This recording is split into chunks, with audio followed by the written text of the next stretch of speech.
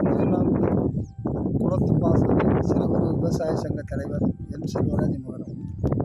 கடந்த 15 நாட்களாக மணிமுத்தாறு அணையிலிருந்து அமுதனாங்குடி குளத்திற்கு தண்ணி கொண்டு வருவதற்காக கடும் போராட்டங்களை கையில் எடுத்து போராடி தண்ணி தருவோம் என்று சொன்ன அதிகாரிகள் எல்லாம்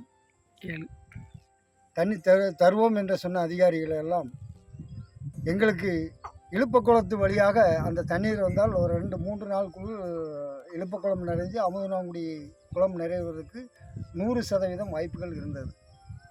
இதை தவிர அதிகாரிகள்கிட்ட நாங்கள் கேட்கும்போது உங்களுக்கு இரட்டை கிணறு வழியாக தண்ணி கொடுத்து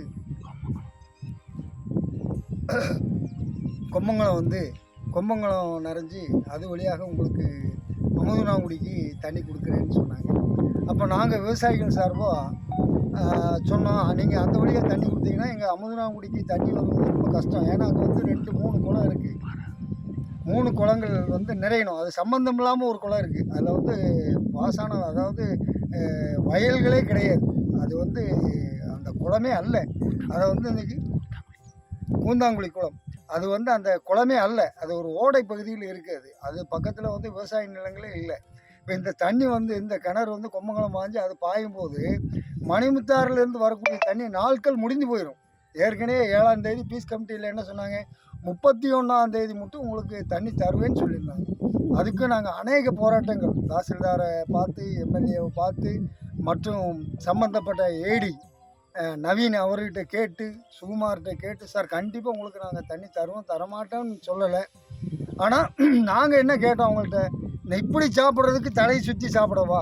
ஒரு விஷயம் நீங்கள் எல்லா அதிகாரிகள்லாம் மனசில் வைக்கணும். கடவுள் குருவியில் உங்களுக்கு நல்ல வேலை கொடுத்துருக்காங்க, இல்லைன்னு சொல்கிறதுக்காக இல்லை. உங்களுக்கு மாதமான சம்பளம் வந்துடுது. விவசாயி சேத்துல கால் வச்சா தான் உங்களுக்கு சம்பளம்.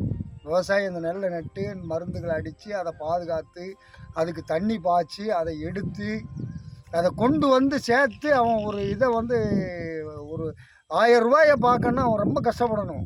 நீங்கள் அப்படி இல்லை சார். நான் கடவுள் குருவியில் உங்களுக்கெல்லாம் நல்ல வேலை வாய்ப்பு கொடுத்துருக்காங்க. கரெக்டாக 1ஆம் தேதியான சம்பளம் ஏறிடுது. எங்கள் நிலைமை கொஞ்சம் நினச்சி பாருங்கள். நாங்கள் இப்படி சாப்பிட்றதுக்கு நீங்கள் ஏன் சார் இப்படி தண்ணி தலையை சுற்றி கொடுக்குறீங்க? இப்போ இந்த குளம் நிறைஞ்ச என்ன பிரயோஜனம்? ஏதாவது விவசாயிக்கு பிரயோஜனம் இருக்கா? நீங்கள் அதை மட்டும் நினச்சி பாருங்கள். எங்கள் வாழ்வாதாரத்தை நீங்கள் சீரழிக்கணும்னு முடிவு பண்ணிட்டீங்க. அதான் உண்மை. தயவு கூர்ந்து நீங்கள் இழுப்பக்குளத்து வழியாக தண்ணி கொடுத்து, இழுப்பக்குளையா வழியாக எங்களுக்கு தண்ணி அமுதனாங்குடி குளத்துக்கு வரும். இந்த வழியாக கொம்பங்குளம் வழியாக நீங்கள் இரட்டை கிணறு வழியாக போய் அந்த குளத்துக்கு வந்துச்சுன்னா எங்களுக்கு தண்ணி கிடைக்காது. அதுக்குள்ளே நீங்கள் சொன்ன டேட், நாங்கள் கொடுத்த டேட் முடிஞ்சு போயிடும்.